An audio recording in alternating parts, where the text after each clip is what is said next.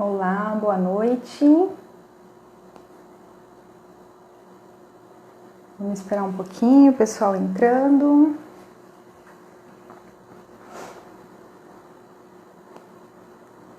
Vamos aguardar um momentinho. Nosso convidado já chegou.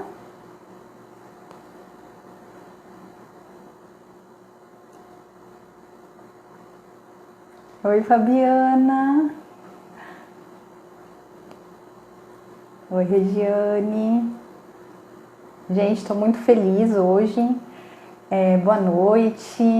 Boa noite para todo mundo que está chegando aí. Estou muito feliz com essa oportunidade de fazer essa live com o professor Lucelmo, que é uma pessoa que eu admiro muito.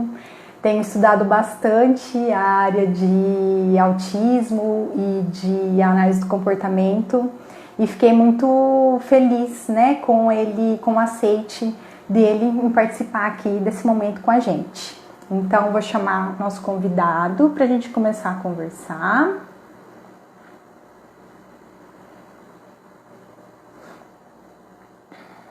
Vamos lá. Vamos aguardar um pouquinho. Oi, boa Olá, noite. boa noite, tudo jóia? Bem, e você? Tudo bem. Então, tá bom. Primeiro, eu queria agradecer muito, né, você estar aqui com a gente. Eu fiquei muito feliz. Fiz o convite na maior expectativa, né, de você aceitar e você aceitou. Eu fiquei muito contente mesmo. Eu vim acompanhando esses dias as lives, né, que você vem fazendo. E teve uma live especial que me fez, que me motivou a fazer esse convite hoje, né? Que foi uma live que você estava fazendo com uma fonoaudióloga e falando um pouco sobre comunicação alternativa.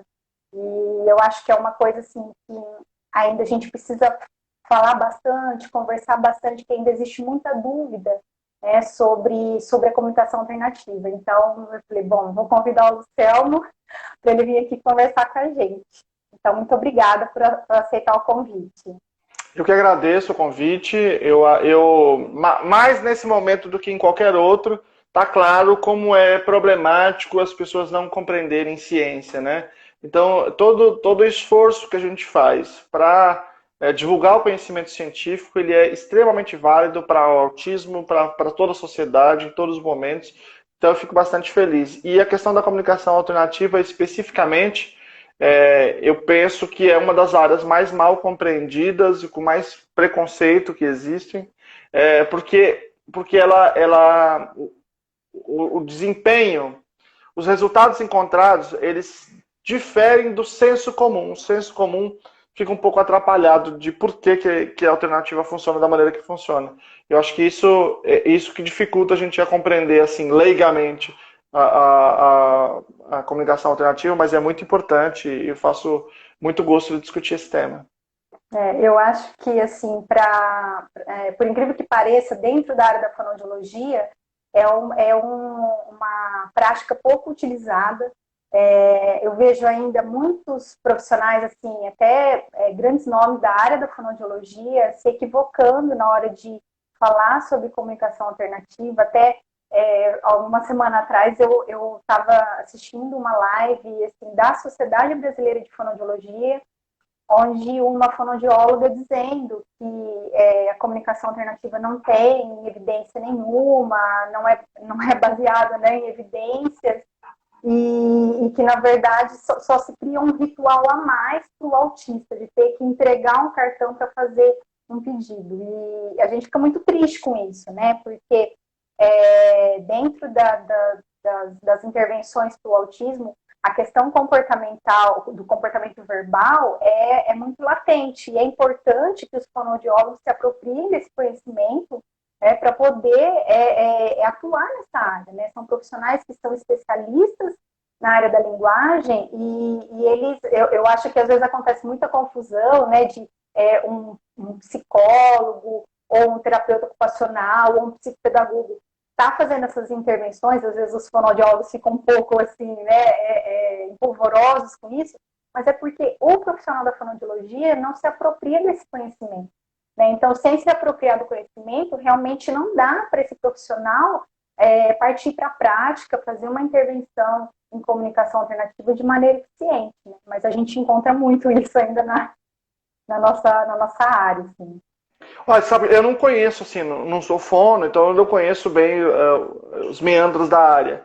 Isso me espanta muito, porque eu sempre achei que era um conhecimento assim, comum de todos os fonoaudiólogos. E eu fico impressionado, não é a pessoa dizer que funciona, que não funciona. Ela dizer que isso é baseado em evidência, que ela está dizendo que não tem nenhuma evidência. Quer dizer, obviamente, ela não parou uma tarde para pesquisar isso. Se ela parasse uma horinha, conhecendo bem as bases de dados, você percebe que tem evidência, porque a evidência é farta, não é um ou outro artigo, não é uma coisa específica, né?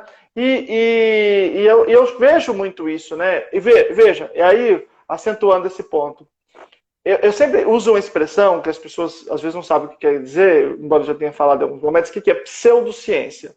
Uma coisa é ciência, outra coisa é outros conhecimentos, outra coisa é anticiência, outra coisa é pseudociência. O que é a pseudociência? É alguém que propõe um conhecimento, que não usa o método científico, mas que diz que é ciência. E isso é que é o grande problema. Porque confunde as pessoas. Porque se eu disser assim, olha, eu não acredito nisso aí, eu acredito na religião, eu acredito no Deus tal, no Deus qualquer aí, eu gosto do Deus malaio. Então ele que faz essas coisas. Não é esse negócio de nuvem que faz chover, nada disso, é o Deus malaio. Aí tudo bem, ele está dizendo, não gosto da ciência, confio na minha religião, tenho fé nela, então eu estou escolhendo. Agora, quando o indivíduo diz que é ciência, como ela diz que, você fica confuso, confunde as pessoas, né? Então, isso que é pseudociência, isso é muito perigoso, é um perigo gigante. Basta você ver aí no coronavírus esse mar de fake news de gente dizendo que tá falando de ciência, né? Sim, sim. E eu fiquei assim, bastante perplexa, né, com essa situação, com essa live que eu assisti, porque era uma live promovida pela Sociedade Brasileira de Fono e por uma fonoaudióloga que é do Departamento de Linguagem. Então, assim, a fala dela tem um peso muito grande, né? Então, é o que você disse, ela não chegou e disse assim, olha, eu tenho aqui as minhas crenças. Não, ela disse que aquilo não era, né? Não era ciência, não era comprovado. Então, é muito complicado. E a gente vê isso muito, assim, na graduação mesmo, né? Eu já sou graduada há 20 anos, mas, assim, converso às vezes com fonos que são graduados agora, recém-graduados, e não se fala sobre comunicação alternativa na faculdade. Então, assim, eu acho que né, o autismo está tão evidente hoje na nossa prática clínica, né? E a gente tem esse recurso da comunicação alternativa, e esses profissionais estão saindo da graduação sem saber atuar com isso, né? E aí acabam fazendo, às vezes, a maior confusão, porque acham que tem esse discurso, tem esse senso comum de dizer que a comunicação alternativa vai atrasar a fala, enfim, e fica bem confuso, né? Você não vê as fonoaudiólogas se envolvendo com isso. A gente vê, inclusive, assim, aqui na minha cidade, eu sou a única fonoaudióloga que trabalha com comunicação alternativa, né? E, assim, tem locais onde se trabalha com análise do comportamento que profissionais de outras áreas têm até o curso de um método de comunicação alternativa habilitadas para aplicar, e às vezes, muitas vezes elas aplicam, né? Elas implementam esse sistema. Por quê? Porque não tem um profissional da fonoaudiologia que faz isso. Né? Então isso é um problema. bem complicado. Deixa eu só falar uma coisa para você aqui, ó. Quem gostou do que eu falei aqui do Deus Malaio é o Paulo Liberalesco, que está aqui presente. A live muito bem assistida. E o Paulo Liberalesco, que é doutor em distúrbios da comunicação, né? Neuropediatra. E ele que perdi o começo, o que a Fono disse. A Fono disse que comunicação alternativa não tem evidência nenhuma. Não tem não tem pesquisa, é só um ritual a mais para pessoas com autismo. Olha, Paulo. Eu faço as lives com o Paulo, aliás, essa semana a gente vai fazer de autismo e síndrome de Down. Porque a gente a troca é muito fácil quando você tá, pessoas que se comportam conforme as evidências, né? Porque ele conhece evidências que eu não conheço, eu conheço alguns que ele não conhece, mas quando a gente fala de um certo tema, a gente sempre está falando junto. Mas esse ponto que você falou da fono, eu considero um ponto importante. Eu sempre falo em relação a outras profissões, mas em fono é muito relevante, que uma intervenção baseada em aba, ela deveria ser uma intervenção multiprofissional. Ela deveria ter todos os profissionais com as suas formações de origem, fono, TO, psicólogo, professor de educação física, todo mundo, e com uma formação suplementar em aba. Esse que seria o ideal. Então, o que você tem? Como você tem a aba muito mais presente para psicólogos, o que eu acho bom que eles tenham, mas acho que precisava ser maior em outras áreas. Você acaba tendo intervenções baseadas em aba muito mais coordenadas ou muito mais feitas só para psicólogos, sem a presença de outros profissionais, que enriqueceria muito a intervenção. Então, veja, se eu tenho um profissional que está elaborando, que está implementando a intervenção em comunicação, que é análise do comportamento, mas que é fono, é óbvio que ela sabe muito mais do que o psicólogo desse assunto. Então, isso enriqueceria muito essa intervenção, né? Seria, numa equipe multidisciplinar em que tem um fono, é óbvio que é ele que vai tomar conta, por exemplo, da área de comunicação alternativa. Então, a gente precisa quebrar nas várias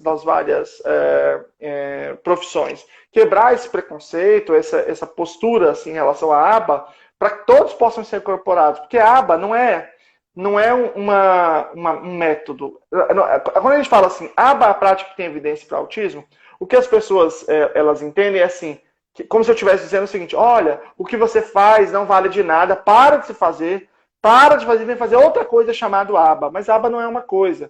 Então, quando a gente fala isso, eu estou querendo dizer, sabe aquilo que você faz? Continue fazendo a mesma coisa, mas adicione camadas científicas, né, que a gente chama de baseado em aba, e aí quando você fizer isso, você vai fazer melhor ainda. A mesma coisa que você está fazendo, não é fazer outra coisa. Então é muito importante a gente dialogar com as fonoaudiólogas. Sim, e eu percebo assim, muitas vezes as pessoas às vezes estão aplicando estratégias da análise do comportamento e estão com um discurso pronto contra a análise do comportamento, dizendo que você está condicionando a criança, né? Então tem aquela visão muito rasa do que é, né? Eu acho que isso já vem mudando, né? Agora já tem um certo movimento para mudar essa visão. Mas, assim, eu me lembro de alguns anos atrás que eu fui dar uma aula numa pós de psicopedagogia e quando eu apresentei a minha dissertação de mestrado, minha pesquisa, e fui conversando com elas, falando sobre um sistema de comunicação alternativa que eu tinha implementado, a primeira coisa que elas me falaram foi isso, assim, mas você tá adestrando a criança, você tá dando comida para trocar, né? Então, assim, é um pensamento muito raso. Isso vem mudando, né? Mas eu acho que ainda existe um pouco essa visão, essa briga, né? Parece que as pessoas querem brigar, né? Assim,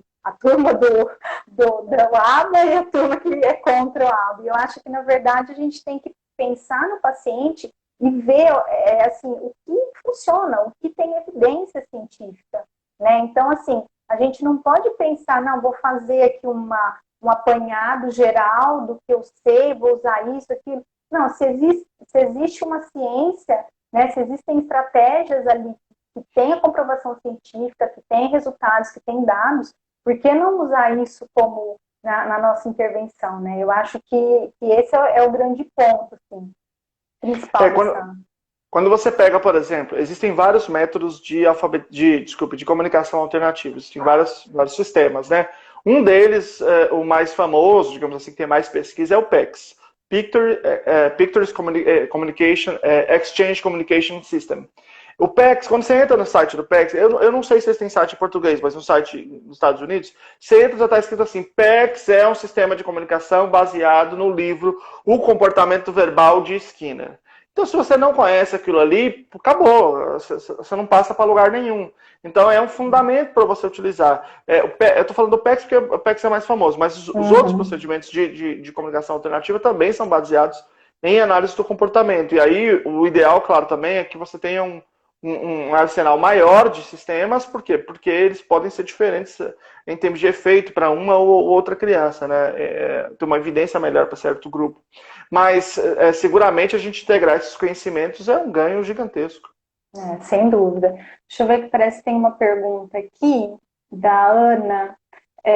Qual a sugestão quando a criança com TEA tem tentativa de fala e usa a comunicação alternativa só em benefício próprio? Exemplo, só quer comer pipoca e utiliza a figurinha da mesma.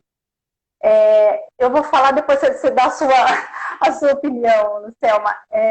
Então, Ana, eu acho assim, na verdade, essa questão do que a criança usa, né, no momento ali da interação, geralmente o que acontece com as crianças autistas, no início, elas têm poucos reforçadores, né? Então, o que acontece?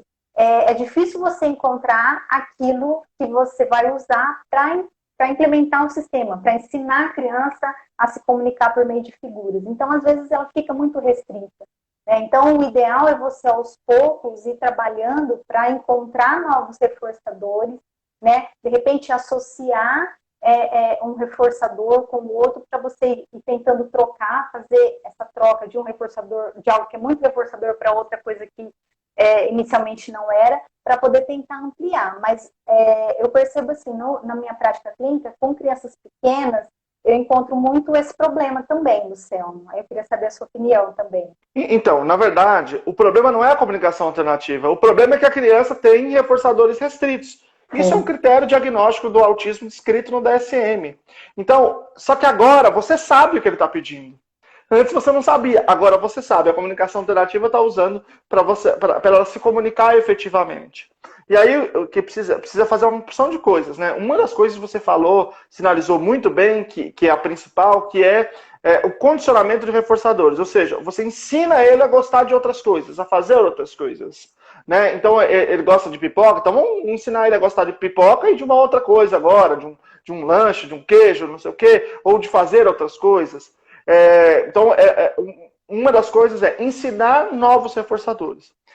Embora ela possa pedir muito pipoca, ela também tem outros reforçadores que a gente sabe que ela tem porque ela está viva. Por exemplo, ela vai ao banheiro. Portanto, eu tenho que ensinar ela a se comunicar para pedir ao banheiro. Ela eventualmente gosta de sair, ela gosta de comer, eventualmente, dependendo do horário, outras coisas. Enfim, beber água, ela bebe água, senão ela não estaria viva. Então eu posso utilizar, eu tenho que utilizar todos os reforçadores para fazê-la se comunicar. Essa é uma coisa. Agora, o ensino de novos reforçadores não é o ensino da própria comunicação alternativa. A comunicação alternativa só resolve o problema dela se comunicar naquilo que ela quer, né? Naquilo que ela precisa. Agora, o que diz a evidência é que só o ensino da comunicação alternativa não resolve o problema. Você precisa de uma intervenção ampla com a criança. A intervenção é a intervenção baseada em ABA, em que a comunicação alternativa é parte fundamental quando ela não fala. Por quê? Porque ela permite que ela peça pipoca assim, entregando um cartão, ao invés de se jogando no chão, gritando, batendo na cabeça, fazendo uma porção de coisas. Aí fica muito mais fácil eu ensiná-la uma porção de coisas, né? De eu ensiná-la a se comunicar adequadamente. Agora, você tem um outro elemento nessa pergunta, que é, ela tenta falar. Então, esse é um outro elemento importante que está descrito na evidência, né? Saiu uma revisão recente sobre PECs muito boa. Você não faz a intervenção da comunicação alternativa e aí fala assim, gente, essa criança não é criança de fala, é criança de comunicação alternativa. Acabou a história. Não existe isso. Então você faz a comunicação alternativa e ensina a falar. Você mantém os programas de ensino de fala. Né? Existem ensino de fala é uma das 14 práticas com evidência descrita no National Standard Project, que é a maior meta-análise já feita para autismo. Existem 3 caminhos para o ensino de fala. Um é via mando, né? Via mando que inclui instrução direta, né? Via mando, ok? Um é via pareamento estímulo-estímulo com indução vocal. Tem inclusive pesquisa brasileira aqui do Tunô, lá na Federal do Pará, com isso aqui. E o terceiro é via imitação generalizada. Tem muita pesquisa nessa área, nesse caminho também, que é o caminho muito que clínicos não fonoaudiólogos fazem, né? Então, esses 3 caminhos aqui são baseados em ABA. Então, você pode escolher qualquer um desses 3 caminhos, 3 têm evidência, e aí você implementa esse caminho e deixa o indivíduo se comunicar com comunicação alternativa, porque isso é um direito humano dela. Eu estou até abrir aqui para fazer a live duas revisões, né? Uma é as duas da Asha Wire, Effects of Augmentative and Alternative Communication Intervention on Speech Production in Children with Autism, a Systematic Review. Meu inglês é uma porcaria, né? Fala, mas tudo bem. Mas deu para entender, eu acho, né? É de 2008, que ela descreve o seguinte, que nós sabemos que não atrapalha a fala, a comunicação alternativa, e talvez ela aumente a probabilidade da criança falar. Não dá para ter certeza, mas os dados apontam nesse sentido. Uma outra também da Asha Wire é The Impact of Augmentative and Alternative Communication Intervention on the Speech Production of Individuals with Developmental Disabilities. A Research Review. Está falando de transtornos desenvolvimentais, mas o mais importante é autismo, embora tenha também deficiência intelectual. Tem essa presença da deficiência intelectual. A conclusão é a mesma.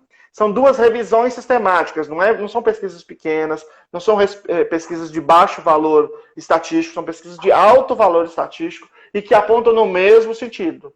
Esse é de 2006. Talvez, está claro que não diminui a probabilidade de fala e talvez, provavelmente, aumenta a probabilidade da criança falar. Porque a gente não sabe direito. Uhum. Inclusive na minha dissertação de mestrado, o que eu apliquei o PECs, né, com grupos de crianças.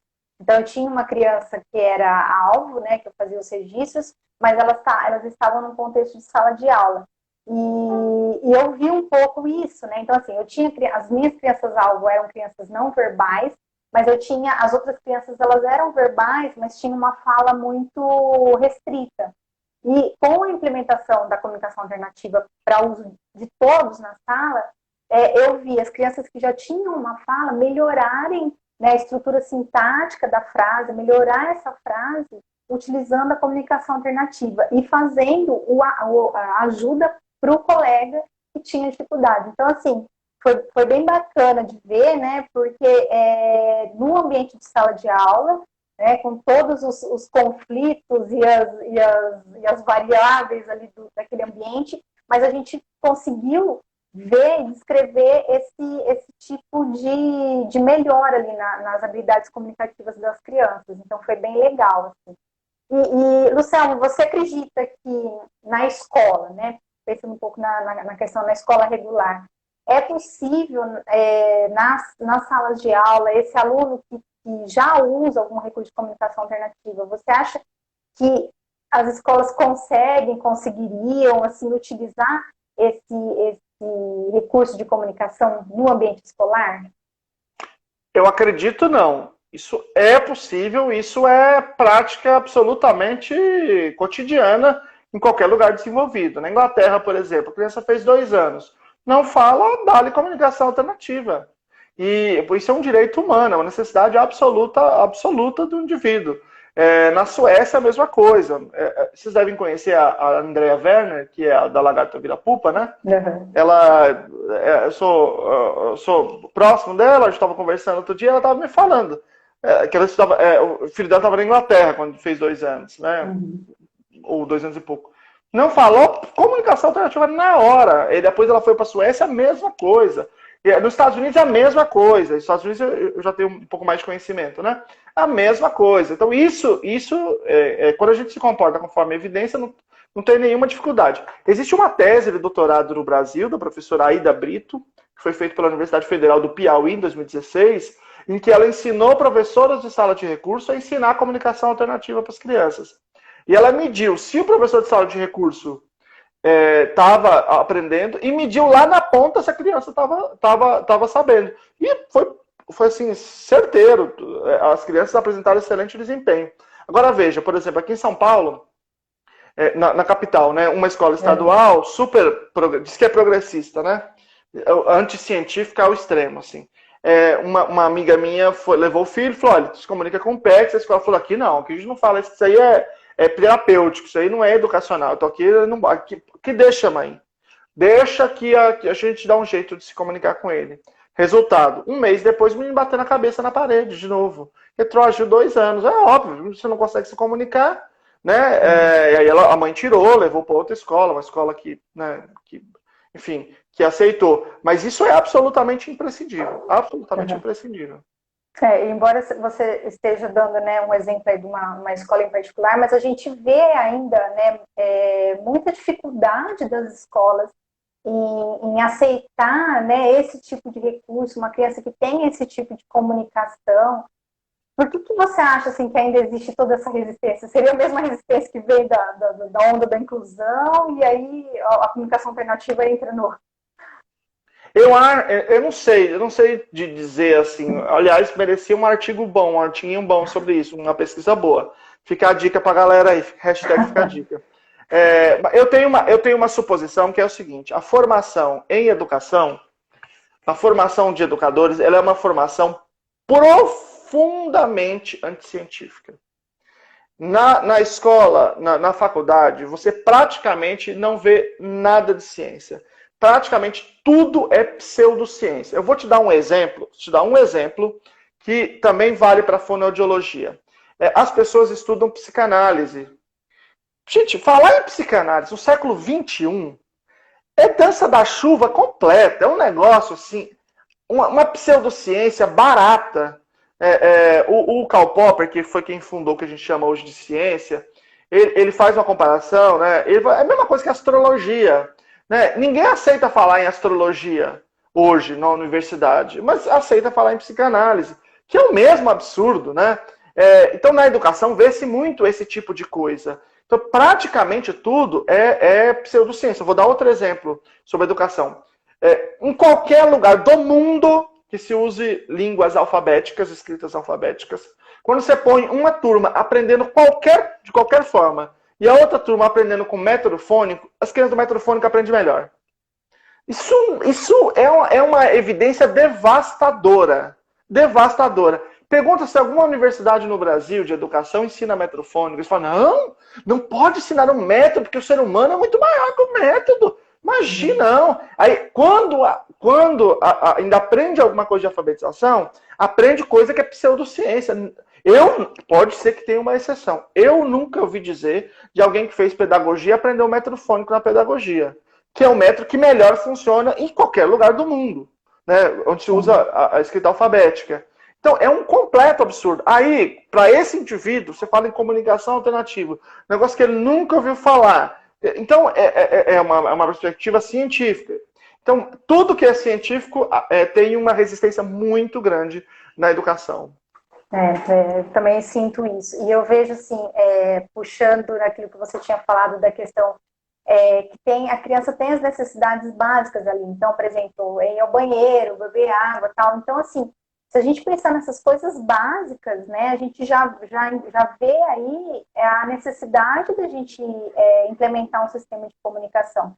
Às vezes eu recebo mães no consultório que às vezes falam assim, mas o que eu vou trabalhar com ele? Como é que eu vou fazer? Como é que eu vou estimular? E aí eu tenho instigado as mães a pensarem nos momentos comunicativos que existem no ambiente de casa, né? Então, assim, parar, prestar atenção, observar nesses momentos. E como você disse, às vezes é para pedir água, para ir ao banheiro, para pedir para pôr um determinado desenho na TV. Então, ela tem vários momentos de comunicação, mas que já entraram ali num esquema da família, que a mãe mais ou menos, eles criam uma linguagem, né, entre eles, e a mãe vai interpretando isso, e pronto. Até na minha tese de doutorado, que a gente trabalhou com pessoas que já usavam, né, a comunicação alternativa, a gente foi investigar um pouquinho essa questão, se esses sistemas de comunicação alternativa realmente eram eficientes, as pessoas conseguiam se comunicar. E a gente fez, assim, eram atividades com pares, com os professores e com os pais. E quando a gente fez com os pais, a criança tinha que assistir um vídeo e depois ela tinha que contar usando o recurso de comunicação alternativa para essa mãe. E as mães, elas ficavam muito mais ligadas, né, prestando atenção nos gestos, nas vocalizações que a criança estava fazendo, tentando adivinhar do que realmente prestando atenção no que a criança estava comunicando usando o recurso. né? Então, esse também é um outro, eu vejo muito isso assim, no consultório, essa resistência, às vezes, das famílias, porque as famílias, elas me procuram porque elas querem implementar, na verdade, elas não querem implementar a comunicação alternativa, elas querem que a criança fale, né? E aí eu apresento a comunicação alternativa como uma ponte para chegar, né, se a criança tiver condições para ela chegar na fala, só que é muito difícil para as famílias entenderem isso, né? Por que eu vou usar isso se em casa eu entendo tudo que ele quer? Mas muitas vezes tem esses comportamentos, assim, coisas mais básicas, tudo bem, mas às vezes a criança começa a bater a cabeça no chão, se autolesionar e a mãe sem saber o que é, né? Deixa eu falar um pouco sobre esse aspecto, que eu acho que ele é bem central. Vamos lá. Vamos imaginar que eu esteja pedindo duas coisas para você. Ó, eu estou pedindo... isso aqui é uma xuxinha de cabelo, porque tá calor, às vezes eu prendo. Isso aqui é um cartão de câmera. E aí eu peço para você assim, Cândice, me vê a xuxinha. Esse meu comportamento tem uma topografia, uma forma. E aí você me entrega especificamente a xuxinha por causa dessa forma, dessa topografia. E eu posso te pedir, Cândice, me dá o cartão e se tem uma topografia, você conhece essa topografia, você me entrega o cartão. Portanto, são dois comportamentos diferentes. Pedir a xuxinha e pedir o cartão, com duas topografias diferentes. Quando eu faço, por exemplo, o gesto em libras, eu vou pedir xuxinha com uma topografia e vou pedir cartão com outra topografia. Então, nesse sentido, pedir em libras tem um efeito...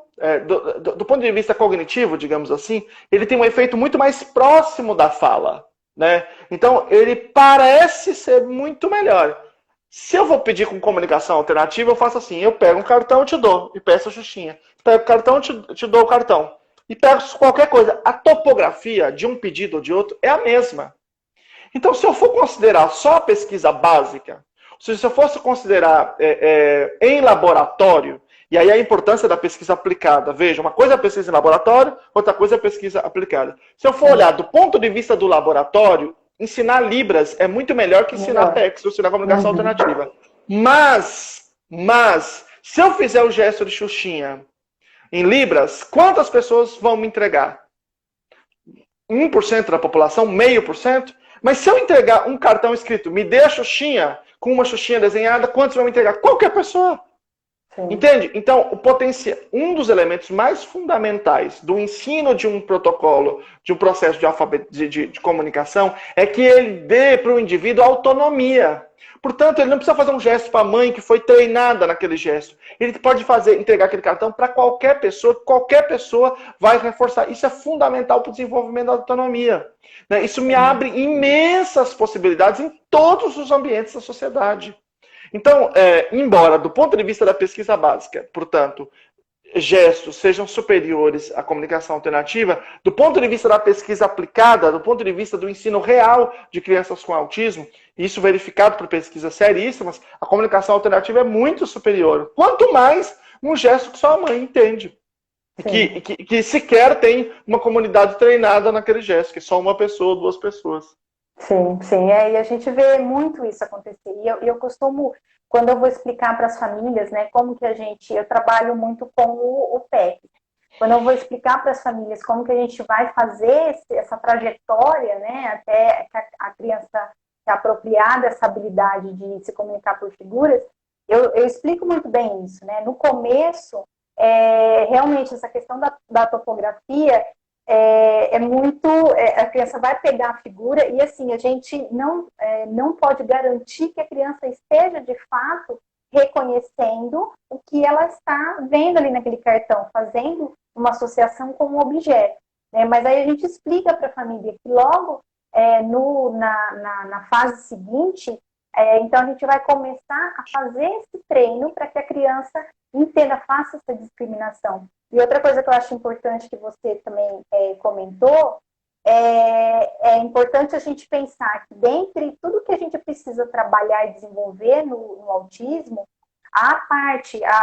desenvolver a habilidade e usar um sistema de comunicação alternativa é uma das coisas que a gente vai trabalhar. Então, assim, às vezes, por isso que é tão importante, todos os profissionais que vão atuar com essa criança tenham conhecimento. O ideal seria que todos fizessem a formação em analista do comportamento, né? para poder, então, lidar ali com a criança. Mas, não sendo isso possível, que tenha uma formação mínima, ter um conhecimento mínimo, básico dessa área. Por quê? Porque você vai usar, que nem eu uso no meu consultório, um momento onde eu faço o treino ali da utilização do PECs, mas eu trabalho outras coisas também, né? Eu preciso que essa criança saiba fazer pareamento, saiba fazer imitação motora, para depois fazer a imitação vocal. Então, a gente faz outras, trabalha outras habilidades também ali, né? Então, é importante também saber isso, que você não vai usar o tempo da sessão inteira para ficar ali treinando PECs e não é esse o objetivo, né? Exatamente. O Dr. Paulo Liberales pediu para você falar o nome da tese ou botar o link aí depois. Tá. Ele quer ver. Deixa eu só fazer uma consideração sobre essa questão do sistema. Você falou aí do PECs, algumas pessoas perguntaram, eu não vi exatamente qual é a pergunta, mas saiu uma revisão recente, eu publiquei na minha página, no Instagram e no Facebook, que é o seguinte, analisando quais são os sistemas, né? O que é melhor em cada caso, alguém perguntou de aplicativo. Então é o seguinte, de um modo geral, o que a evidência tem demonstrado, isso pode variar de pessoa para pessoa, mas em geral, crianças com autismo sem deficiência intelectual, melhor os sistemas geradores de voz. Crianças com autismo com deficiência intelectual, melhor o PECs. Agora, aquelas que têm deficiência intelectual muito profunda, sistemas mais simples do que o PECs, sistemas de algumas figuras poucas. Então, essa é, de um modo geral, a evidência. Ela não descreve exatamente, no caso do PECs, o sistema já está descrito. No caso dos devices, né, dos aparelhos, dos geradores de voz, não está descrito qual é o aparelho, mas existem vários, né? Tem o DOSVox, o Livox, né? Tem um brasileiro que eu acho bem legal, que é o Inclusive, é da professora Fernanda Orsatti, que é uma grande pesquisadora. Até estava lendo um artigo dela hoje. E ela, ele tá bem baratinho, né? O Livox é bem caro, tem uns que são bem caros. Esse acho que é tipo R$30, um negócio assim. Só que eu não sei se saiu pro iPhone já. Tinha saído pro Android. Então são algumas possibilidades que tem aí de geradores de voz. Tem crianças com deficiência intelectual também que se dão bem com geradores de voz. Esse mesmo aplicativo eu já falei da Andrea Werner, né, que é o que o filho dela usa, o Theo, e ele tem também a presença de deficiência intelectual, então pode variar um pouco, mas são algumas ideias aí. Eu acho que é sempre muito importante, às vezes as mães me perguntam isso, né? Um aplicativo, qual o melhor? Eu sempre costumo dizer que a gente precisa ir com muita cautela, né? Porque hoje tem muitas opções, mas a gente precisa entender cada criança, o que vai ajudar realmente no desenvolvimento dela, né? Para cada criança é um protocolo, é um pensamento, é uma estruturação. Quando eu uso, na minha prática, assim, a maioria das crianças que eu trabalho, eu uso baixa tecnologia, eu uso as passas mesmo de comunicação.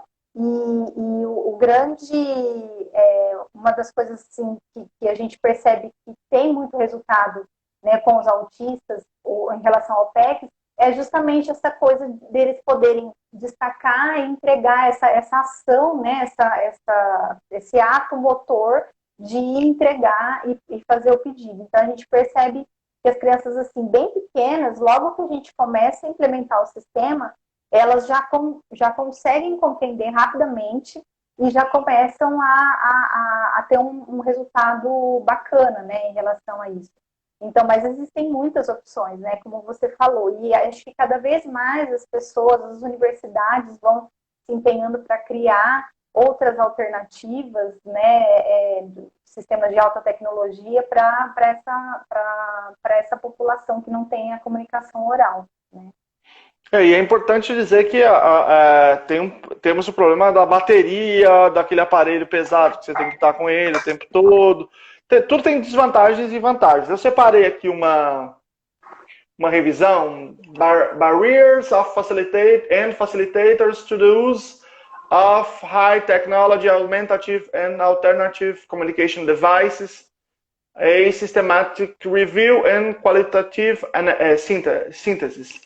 E aí fala quais são os problemas, a dificuldade de usar a confiabilidade, a dificuldade de usar do aplicativo, tem aplicativo mais fácil e mais difícil, a confiabilidade desse aplicativo particularmente, a disponibilidade de suporte técnico, porque pode dar problema, né? A língua, né? A voz e a língua que é falado, porque isso pode variar. O processo de tomada de decisão, quem é que está tomando decisão no processo de implementação, o tempo que leva na geração da mensagem, você clicou, quanto tempo demora para gerar, a percepção da família, o suporte que a família dá, a resposta, os parceiros, o que os parceiros acham, o parceiro pode ser escola, qual é a provisão de serviço, o que mais que ele oferece, quais são as coisas que oferece, o conhecimento e as habilidades da equipe, são todos esses elementos que deve levar em consideração para escolher um sistema se for usar alta tecnologia.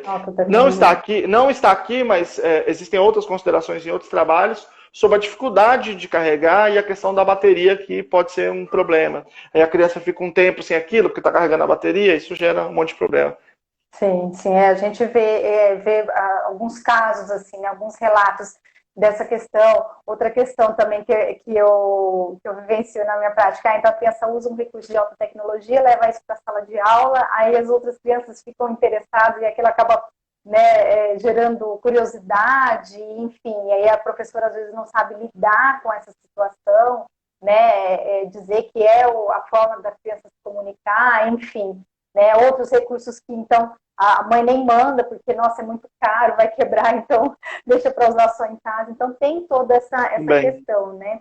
E outro dia, com um pacientinho que a gente estava tentando implementar aí, o recurso de alta tecnologia, a gente acabou optando por outras, ele acabou desenvolvendo a comunicação oral e tal, e aí, então, assim, eu acabei dando alta para ele estava com um chaveiro de comunicação. Então, eram algumas poucas figuras, né, que ele usava ali como um suporte ali na comunicação.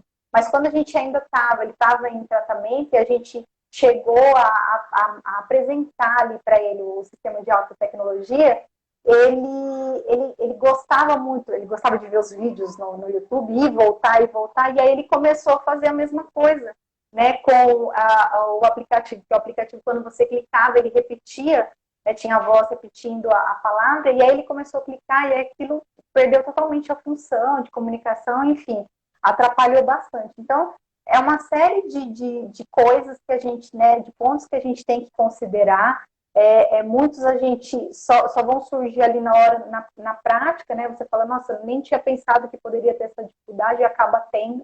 Então, por isso que é muito importante, assim, você fazer uma boa entrevista com essa família, conhecer como o funcionamento dessa família e conhecer bem a criança antes de você, de repente, indicar um equipamento aí que tem um custo mais alto, que às vezes não vai ser proveitoso para aquela criança. Às vezes ela vai ficar mesmo lá com um sistema de baixa tecnologia, né? Então tem que analisar muito bem isso, né? Cada criança, veja, tem um comportamento muito específico. Crianças com autismo, na sua maioria, não imitam e, portanto, eles desenvolvem repertórios que são muito idiosincráticos. E, portanto, se você não tiver uma análise muito atenta desse indivíduo, vai ser difícil você escolher. De toda sorte, o PECS é o que tem a melhor evidência, é o mais, digamos assim, é o mais versátil desses sistemas. Agora, tem criança que, por exemplo, tem dificuldade com o sistema do PECS, o sistema pictórico do PECS. Você tem sistema POD, isso também pode ser utilizado. Às vezes você tem que fazer um trabalho paralelo de ensino de relações arbitrárias entre imagens e fotos, 3D, 2D, tudo isso pode, de alguma forma, ajudar no processo de você ensinar a comunicação alternativa. Teve uma pergunta aqui que acho que foi bem importante, se precisa usar PECS para crianças verbais. O que é uma criança verbal ou não verbal? Essa expressão ela não é clara. Por exemplo, tem criança que fala 3 palavras, alguém fala que é verbal, porque ela fala 3 palavras. Tem criança que só faz ecolalia, alguém diz que ela é verbal porque ela faz ecolalia. Em que ponto que ela passa a ser verbal ou passa a não ser? Então, o que eu estou querendo dizer? Eu estou querendo dizer o seguinte, que ser verbal poderia significar, por exemplo, você utilizar fala em todos os contextos em que você deveria utilizar fala. Mas uma parte dessas crianças usa parcialmente esse recurso. Ele fala peronomútil, né? Então, a comunicação, veja que todos os casos que eu li, está dizendo comunicação alternativa e aumentativa. Então, ela pode ser utilizada como aumentativa ou como complementar. Então, você pode utilizar esse recurso para ampliar as possibilidades dele falar. Aquilo que for mais tranquilo, que ele falar, que ele já conseguir falar, ele fala, né? Ou seja, ele expressa vocalmente. Aquilo que for mais complexo, mais complicado, ele pode utilizar esse recurso. E esse recurso pode ser uma contribuição para depois ele vir a falar também essas partes que são mais complexas. Sim, é muito importante você fazer essa colocação, porque foi exatamente isso, né, que eu acabei vendo lá na minha dissertação do mestrado. Então, crianças que tinham, vamos dizer, elas eram verbais, né, mas tinha uma comunicação, a funcionalidade dessa fala muito, muito pobre, muito empobrecida. Então, a utilização das figuras, a construção de frases por meio de figuras, possibilitou a elas melhorar, né, a qualidade sintática dessa comunicação. E atualmente eu tenho no consultório um garotinho que a gente implementou o sistema de comunicação alternativa. Hoje ele é uma criança verbal, mas assim, é como você disse, ele, por exemplo, as coisas que ele quer, ele pede, quero água, banheiro, vamos embora, vamos no shopping e tal. Mas assim, responder uma pergunta com mais elementos, ele tem muita dificuldade. E é muito assim, incrível para quem gosta de comunicação alternativa, né? Eu fico apaixonada de ver assim, você disponibiliza para ele os recursos, os pictogramas, as figuras, e ele responde, ele monta uma frase assim com muitos elementos, uma frase bem elaborada, e isso é muito bacana de ver, né? E é incrível mesmo, porque se você retira aquela dica visual, ele não consegue. E quando você disponibiliza, ele consegue. Então, como você disse, a comunicação ela não é só uma alternativa, né? Mas ela é uma aumentativa, ela é uma ampliação da comunicação da criança, né? Exatamente. Tem pergunta aí? Vamos ver. Ó, a Muton Daniele está dizendo, meu filho tem 2 anos e 7 meses, já é o momento para inserir PECs? Essa é uma coisa, eu acho que é bastante importante a gente falar, que tem as pessoas que acham que é só a parte, tem que insistir na fala, só lá no futuro, quando vê que não vai falar, é que vai utilizar PECs, ou que vai utilizar comunicação alternativa. Porque, novamente, parte do pressuposto que se ele utilizar, ele não vai aprender a falar. Então você pode usar desde pequenininho. Você começou, você pode colocar a comunicação alternativa. O que não quer dizer abandonar o ensino da fala. Você faz a comunicação alternativa e abandona a fala.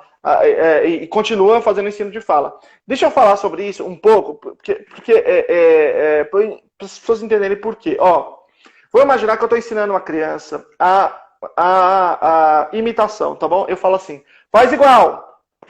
E aí ela não faz. O que eu faço? Eu vou lá, pego o braço dela, ponho na cabeça dela e falo, parabéns, muito bem. Eu dei aquilo que a gente chama de ajuda física completa. Ao dar ajuda física completa, você fala assim, a criança não tem mérito nenhum. É verdade, não tem mérito. Mas eu não estou nem aí para mérito. Eu estou aí se ela aprende. Então eu consigo ensinar aquela criança imitação. Nós conseguimos ensinar todas as crianças imitação. Por quê? Porque nós conseguimos fazer a ajuda física completa. Depois eu tiro a ajuda física completa, ponho a ajuda física parcial. Depois eu ponho só a ajuda gestual ou ajuda verbal. Depois eu tiro a ajuda, ele faz sozinho. E aí eu ensino imitação motora grossa com objeto, motora fina, etc. Agora vamos imaginar que eu falo para alguém, fala pá, e ele não fala pá. Eu não consigo pegar a boca dele, a garganta dele, dar uma pressionada e conseguir produzir o pá. Então o grande problema da fala, e aí precisamos ser claros, nós não conseguimos fazer todas as crianças falarem. Isso não é verdade. Se alguém falar para você, você levanta a mão e fala, ô fulano, qual a evidência disso que você está falando? Me dá a evidência, põe aqui na minha mão a evidência. E você vai ver o fulano gaguejar, porque ela não existe. Né? O fato é, existe uma parte das crianças que nós não conseguimos fazer falar. Por quê? Pode ter vários motivos, mas não acho que é o caso de a gente discutir isso agora. Mas, então a gente consegue fazer a maioria falar. E qual que é o grande problema? É que a gente não consegue fazer ajuda física completa. Só que, se eu falo para o indivíduo, faz pá, mas eu não estou falando, eu peço para ele colocar uma ficha, eu consigo dar ajuda física completa. A primeira fase do PEX, eu pego a mão dele e ponho. Então, veja, eu estou falando de uma palavra, mas eu consigo depois fazer ele montar frase e consigo fazer a ajuda física completa. E aí o que acontece é o seguinte, por que ele não fala? Ele pode não falar por vários motivos. Por exemplo, ele pode não falar porque ele não sabe produzir a mecânica da fala. Isso é o que a gente chama de apraxia. Né? É uma dificuldade neurológica que tem gene identificado, está muito bem demonstrado cientificamente. Isso não adianta falar também. Outra coisa que circula aí, que a apraxia não existe. Isso não é verdade. Talvez exista, provavelmente existe um exagero de dizer que tudo que não fala é apraxia. Mas ela existe, ela está muito bem demonstrada. Bom, então pode ser uma dificuldade mecânica. Isso é uma coisa. Outra coisa, a criança não aprendeu a estrutura da fala, da comunicação. E eu não consigo ensinar para ela a estrutura porque eu não consigo dar ajuda física completa. Só que na mesa, na comunicação alternativa, eu consigo ensinar ela a estrutura dando ajuda física completa. E aí eu vou tirando e ele vai fazendo de maneira independente. E aí quando ele aprendeu a estrutura da comunicação, aí ele pode falar. Aí fica muito mais fácil para ele falar. Porque o difícil não era falar, porque ele não tem apraxia. O difícil era a estrutura da comunicação.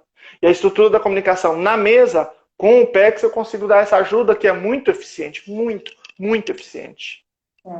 É muito importante você fazer essa colocação, porque assim, é uma explicação do porquê que a comunicação alternativa ela não vai no caminho contrário do desenvolvimento da fala, né? Então, ela te dá subsídios para que lá na frente, se a criança tiver condições de desenvolver a fala, ela realmente vá desenvolver.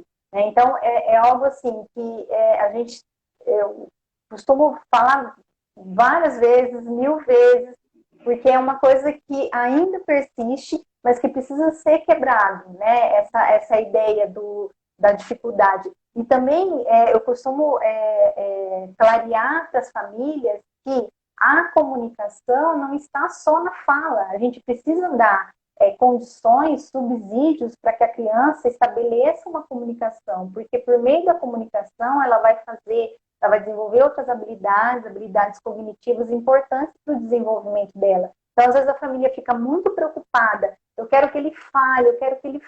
Tem N coisas em volta, N habilidades que poderiam ser trabalhadas à medida que a gente dá recursos para a criança se comunicar e que são perdidas, né, ao longo desse caminho, vão sendo deixadas para trás porque a família fica muito focada na fala em si, né?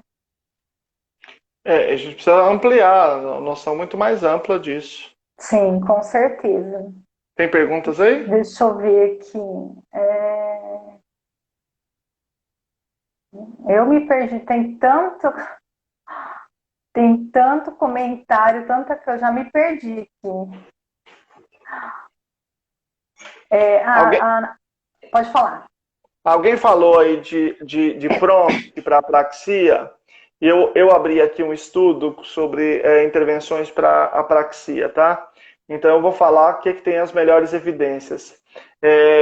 O Rapid Syllable Transition Treatment, REST, ele hoje é o que tem a melhor evidência, melhor ainda do que o prompt, tá? Junto com o Nuffield Dyspraxia Program Third Edition, NDP3 e o REST, são os dois que têm a melhor evidência. Eu não sei exatamente por que eles não circulam no Brasil, no Brasil praticamente só se fala de prompt, né? Prompt, não sei, mas esses são os que têm a melhor evidência. Depois você tem o MSTP, Motor Speech Treatment Protocol, e aí você tem o prompt, aliás, antes você tem o ultrasound, e depois você tem o prompt, nessa ordem que eu falei em termos de evidência para apraxia. Então, eu não sei se tem fonos que fazem esses outros que eu falei, mas se tiver é interessante. Não, tem um outro também que está no mesmo nível que o Dynamic Temporal and Tactile Cueing, DTTC.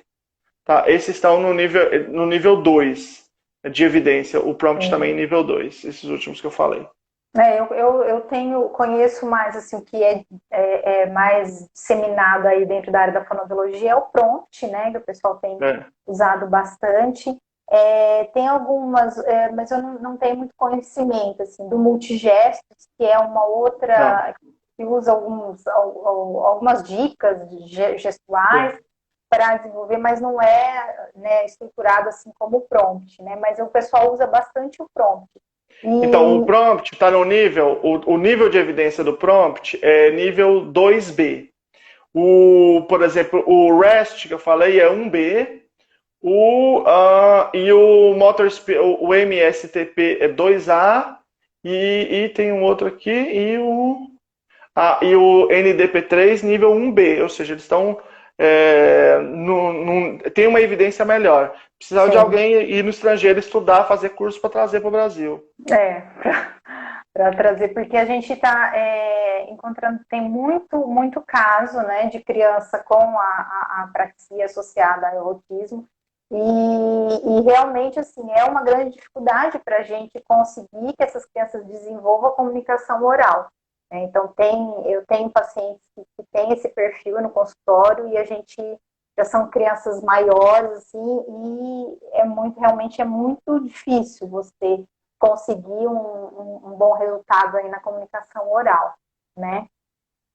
Deixa eu ver se tem mais alguma. Estão perguntando o que é PECS, é a sigla de Picture Exchange Communication System, é um sistema de pictogramas, né, de figuras, onde você se comunica pela troca dessas figuras. Repete o nome do aplicativo que é mais barato. Qual que você Inclusive. Ó, deixa eu falar uma coisa. Tem uma fona aqui que falou que o que há maior evidência são os métodos que se baseiam nos princípios baseados na aprendizagem motora. O prompt é só um deles, importante se basear nos princípios da aprendizagem motora. REST, DTTC. Então é isso aí. Muito bom, muito obrigado. Você ia falar de algum aplicativo? Tem um aplicativo, ele chama Let Me Talk. Ele é gratuito. Né, também é um aplicativo, eu já vi várias mães usando até, ele é de fácil utilização e você tem como gravar, tirar fotos e colocar, né, as imagens, e eu acho que, se eu não me engano, até gravar a voz para você, acho fazer. Que sim. Você tem a condição de montar as frases, então ele é um aplicativo bacana também, né, e é gratuito. Meu filho usa esse, Let Me Talk. Aqui, crianças autistas verbais precisam usar PECS ou aplicativo? Eu acho que a gente já... esse nós já exploramos. Já falou, né? Deixa eu ver se tem mais alguma coisa. Porque daqui a pouco vai cair. Vai. Nossa, é verdade. Bom, então vamos encerrar por aqui, Luciano, para eu conseguir salvar. Eu queria agradecer muito a tua participação, acho que foi muito esclarecedora, acho que trouxe um pouco, clareou um pouco sobre a importância da comunicação alternativa e corroborar que ela é baseada em evidências, sim, e deve ser muito bem explorada, né, pelos profissionais. Então, eu agradeço muito a tua participação, a tua contribuição valiosa aqui para a gente. Eu agradeço pelo convite, Candice, obrigado pelas pessoas que... Tem 1000 lives aí, deve ter live um tanto de cantor aí. Eles preferiram vir para essa live aqui, quer dizer, né, foi um papo bem bacana, perguntas bacanas, e foi muito legal essa experiência de fazer uma live de um tema específico, porque a gente conseguiu explorar melhor. Normalmente eu faço uma live mais aberta, assim, tal, e a gente acaba explorando pouco. Então aqui deu para a gente explorar mais, deu para a gente se aprofundar, discutir alguns aspectos bem fundamentais aí. E é isso aí, galera. A ideia é a gente trabalhar com ciência, em vez de trabalhar com achismo. Vamos levar isso para todos os campos da nossa vida. E intervenção com autismo não pode ser diferente. É intervenção aquilo que tem evidência de que funciona, porque as crianças com autismo não são cobaia. Eu gosto muito de acentuar esse ponto, porque parece, tem autismo, já está toda ferrada, mesmo tudo bem, que a gente vai experimentar as coisas. E não é assim que a banda toca, né? Elas têm tanto direito à dignidade quanto qualquer um de nós, tá bom? Um grande abraço. Sim, tá joia. Obrigada. Tchau, pessoal. Obrigada pela participação de todo mundo. Tchau, tchau.